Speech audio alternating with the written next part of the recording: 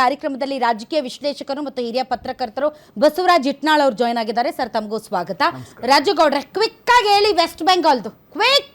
ಇಲ್ಲ, ಈಗ ಎಕ್ಸಿಟ್ ಪೋಲ್ಗಳೆಲ್ಲ ಸಾಕಷ್ಟು ತೋರಿಸ್ತಾ ಇದಾವೆ. ಬಿಜೆಪಿಗೆ ಎಡ್ಜ್ ತೋರಿಸ್ತಾ ಇದೆ. ಅಂದ್ರೆ ಜನ ಏನು ತೀರ್ಮಾನ ಕೊಟ್ಟಿದ್ದಾರೆ ಮುಂದಿನ ದಿನಗಳಲ್ಲಿ ನೋಡೋಣ. ಆದರೆ ಮಮತಾ ಬ್ಯಾನರ್ಜಿ ಅವ್ರ ಬಗ್ಗೆ ಮಾತಾಡಬೇಕು ಅಂದರೆ, ಒಂದು ಕಾಲಘಟ್ಟದಲ್ಲಿ ಕಾಂಗ್ರೆಸ್ ಜೊತೆಗಿದ್ಕೊಂಡು ಕಾಂಗ್ರೆಸ್ನವರಿಂದ ವಿರೋಧ ವ್ಯಕ್ತಪಡಿಸಿದ್ಮೇಲೆ ತನ್ನ ಶೆಕೆನ ತೋರಿಸಿ ಮತ್ತು ವೆಸ್ಟ್ ಬೆಂಗಾಲ್ನಲ್ಲಿ ತಂದೆ ಆದಂಥ ಒಂದು ಆಡಳಿತ ಸ್ಥಾಪಿಸಿದ್ರು. ಒಂದು ಹೆಣ್ಣು ಮಗಳಾಗಿ ನಾನು ಅವ್ರನ್ನ ನಿಜವಾಗ್ಲೂ ಅಪ್ರಿಷಿಯೇಟ್ ಮಾಡ್ತೀನಿ. ರಾಜಕೀಯ ವಿಪ್ಲವಗಳಲ್ಲಿ ಇವತ್ತಿಂದು ಜನ ಏನು ರಿಸಲ್ಟ್ ಕೊಡ್ತಾರೆ ಕಾದು ನೋಡೋಣ. ಯಾಕೆಂದರೆ ಕೆಲವು ಸತಿ ಏನಾಗುತ್ತೆ, 10 ಸತಿ ಈಗ ಶೀಲಾ ದೀಕ್ಷಿತ್ ಅವ್ರನ್ನ ಡೆಲ್ಲಿಗೆ ತೊಗೊಂಡಾಗ 25 ವರ್ಷ ಆಡಳಿತ ಮಾಡಿ ಮಕ್ಕಳೇ ಮಲಗಿಸಿದ್ರು. ಒಂದು ಹಂತಕ್ಕೆ ಹೆಂಗಾಗ್ಬಿಡ್ತು ಅಂದರೆ ಕಾಂಗ್ರೆಸ್ಗೆ ಇಡೀ ರಾಜಧಾನಿನೇ ಕಳ್ಕೊಂಡು ಝೀರೋಗೆ ಬಂದುಬಿಟ್ರು. ಅಂಥ ಪರಿಸ್ಥಿತಿ ಕಾಂಗ್ರೆಸ್ ಸಾಕಷ್ಟು ಸತಿ ಅನುಭವಿಸಿದೆ. ಅದೇ ರೀತಿ ಜನಗಳ ಅಭಿಪ್ರಾಯ ಏನಿದೆ ಅನ್ನೋದನ್ನು ನಾವು ಈ ಸತಿ ಕಾದು ನೋಡೋಣ. 4ನೇ ತಾರೀಕು ಸಂಪೂರ್ಣ ರಿಸಲ್ಟ್ ಆಚೆ ಬರ್ತದಲ್ಲ. ಮಮತಾ ಬ್ಯಾನರ್ಜಿಯವರ ಆಡಳಿತದಲ್ಲಿ ಎಲ್ಲನೂ ಜನಕ್ಕೇನೋ ತೊಂದರೆ ಕಂಡಂಥ ಸಂದರ್ಭದಲ್ಲಿ ಖಂಡಿತವಾಗ್ಲೂ ಅವ್ರು ಚೇಂಜ್ ಮಾಡ್ತಾರೆ. ಮತ್ತು ಎಕ್ಸಿಟ್ ಪೋಲ್ಗಳಿಗೆ ಸಾಕಷ್ಟು ಜನ ಕೊಟ್ಟಿರುವಂಥ ಸಮೀಕ್ಷೆಗಳನ್ನ ನೋಡಿದ್ರೆ ಎಲ್ಲ ಒಂದು ಕಡೆ ಬದಲಾವಣೆ ಬಯಸಿದ್ದಾರೆ ಜನ ಅನ್ನೋದು ಸ್ಪಷ್ಟವಾಗಿ ಕಾಣಿಸ್ತಾ ಇದೆ. ನೋಡೋಣ ಬದಲಾವಣೆ ಏನಾಗುತ್ತೆ ಅನ್ನೋದು ಮೇ 4ನೇ ತಾರೀಕು ಕ್ಲಿಯರಾಗಿ ಗೊತ್ತಾಗುತ್ತೆ. ಎಸ್ ಸರ್, ಎಲ್ಲ ಪೋಲ್ಸ್ಗಳಲ್ಲಿ ವೆಸ್ಟ್ ಬೆಂಗಾಲಲ್ಲಿ ಬಿಜೆಪಿಗೆ ಎಡ್ಜ್ ತೋರಿಸಿದ್ದಾರೆ. ಅಲ್ಲ, ನನಗೆ ಈ ಎಕ್ಸಿಟ್ ಪೋಲ್ಗಳ ವಿಚಾರದಲ್ಲಿ ಸ್ವಲ್ಪ ಅನುಮಾನ ಮತ್ತು ತಕರಾರು ಎರಡೂ ಇದೆ. ಸರಿ, ಆ ಥರದ ಎಡ್ಜ್ ತೋರಿಸಿದ್ರೆ ಅದು ಬೇರೆ ವಿಚಾರ. ಆದರೆ ಎಕ್ಸಿಟ್ ಪೋಲ್ಗೂ ಮತ್ತು ಅಭಿಪ್ರಾಯ ಸಮೀಕ್ಷೆಗೂ ವ್ಯತ್ಯಾಸ ಇದೆ. ಒಪಿನಿಯನ್ ಸರ್ವೆ ಬೇರೆ, ಎಕ್ಸಿಟ್ ಪೋಲ್ ಬೇರೆ. ಎಕ್ಸಿಟ್ ಪೋಲು ಒಂದು ರೀಸನೇಬಲಿ ಅಕ್ಯುರೇಟ್ ಆಗಿರಬೇಕಾಗ್ತದೆ. ಯಾಕಂದರೆ ಮತದಾನದ ನಂತರ ನೀವು ಮತದಾರನೇ ಕೇಳಿರ್ತೀರಿ, ಯಾರನ್ನೂ ಅಭಿಪ್ರಾಯ ಕೇಳಿರೋದಿಲ್ಲ. ಹೀಗಿರುವಾಗ ಇವನ್ ಸೈಂಟಿಫಿಕ್ ಲೆವೆಲ್ಸ್ ನೋಡಿ, ಗಣಿತದ ವಿದ್ಯಾರ್ಥಿನೇ I have done all this kind of surveys. ಆವಾಗ ಏನಾಗಿದೆ ನೋಡಿ, ಫಾರ್ ಎಕ್ಸಾಂಪಲ್ ವೆಸ್ಟ್ ಬೆಂಗಾಲಲ್ಲೇ ನಿಮಗೆ ಪಿ ಮಾರ್ಕ್ ಎಷ್ಟು ಕೊಡ್ತದೆ, ಬಿ ಜೆ ಪಿಗೆ 150 to 175 ಕೊಡ್ತದೆ. ಆದರೆ ಪೀಪಲ್ಸ್ ಪಲ್ಸ್ 95 to 110 ಕೊಡ್ತದೆ. ಇಷ್ಟು ಡಿವಿಯೇಷನ್ ವೇರಿಯನ್ಸ್ ಹೇಗೆ ಬರ್ತದೆ ಅಂತ. ಅದೇ ಸೈನ್ಸು, ಅದೇ ಮತದಾನ, ಅದೇ ಮತಗಟ್ಟೆ.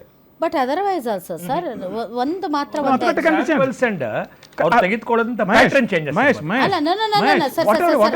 ಅಲ್ಲೊಂದಿದೆ. ಆಲ್ಮೋಸ್ಟ್ ಆಲ್ ಎಲ್ಲರೂ ಒಂದು ಕಡೆ ಅರೈವ್ ಆಗಿದ್ದಾರೆ.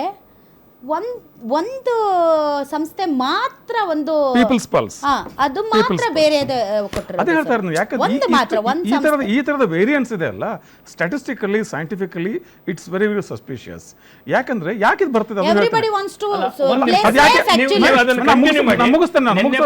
ಗುಪ್ತಾ ಒಂದು ಮಾತನ್ನ ಹೇಳಿದ್ರು. ಅವರನ್ನ ವೆಸ್ಟ್ ಬೆಂಗಾಲ್ ವಿಷಯ ಕೇಳಿದಂತ ಸಂದರ್ಭದಲ್ಲಿ ನಾನು ಹೇಳೋದಿಲ್ಲ ಅಂತಂದ್ರು.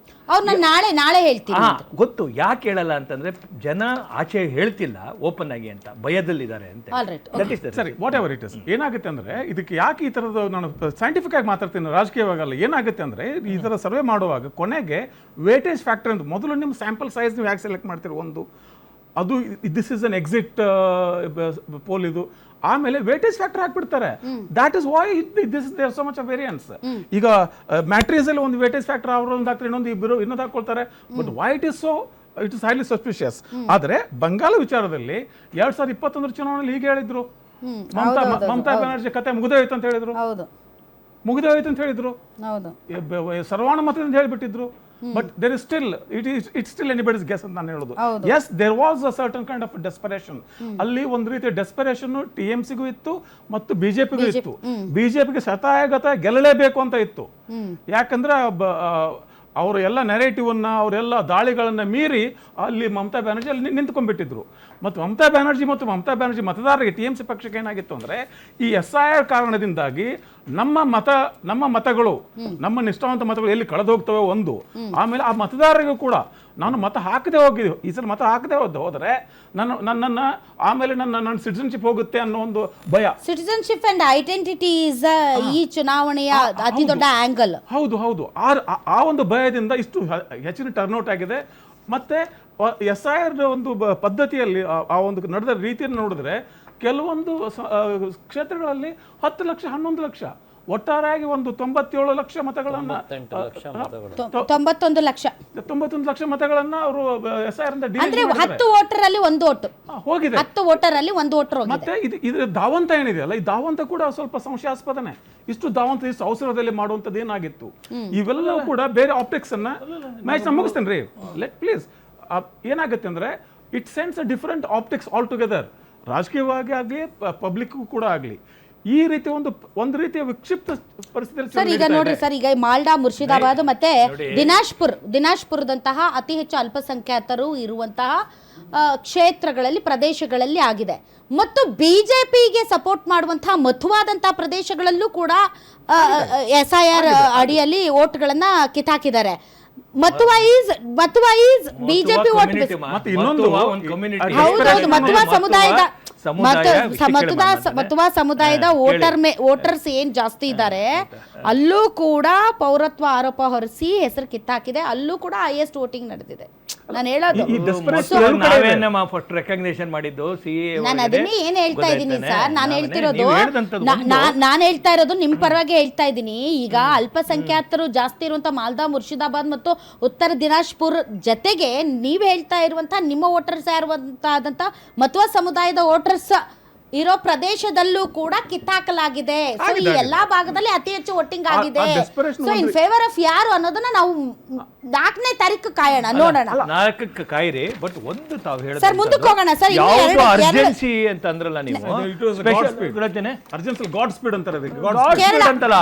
ಅಲ್ಲ ನೋಡಿ, ಮ್ಯಾಂಡೇಟರಿ 10 ವರ್ಷಕ್ಕೆ ಒಂದ್ಸತಿ ಈ ದೇಶದಲ್ಲಿ ಪರಿಷ್ಕರಣೆ ಆಗಬೇಕು ಅಂತ ನಿಶ್ಚಯ ಆಗಿತ್ತು.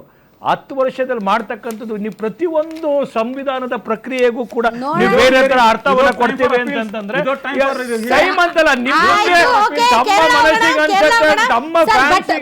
ಜನ ಉತ್ತರ ಕೊಡ್ತಾರೆ ತಡ್ರಿ, ಜನ ಉತ್ತರ ಕೊಡ್ತಾರೆ ತಡ್ಕೊಳ್ಳ. ಮೇ 4ಕ್ಕೆ ವೆಸ್ಟ್ ಬೆಂಗಾಲ್ ನಲ್ಲಿ ನಡೆದಿರುವಂತಹ ಚುನಾವಣೆ SIR ಮೇಲೆ, ಇದು ನಡೆದಿರುವಂತದ್ದು ಐಡೆಂಟಿಟಿ ಮೇಲೆ.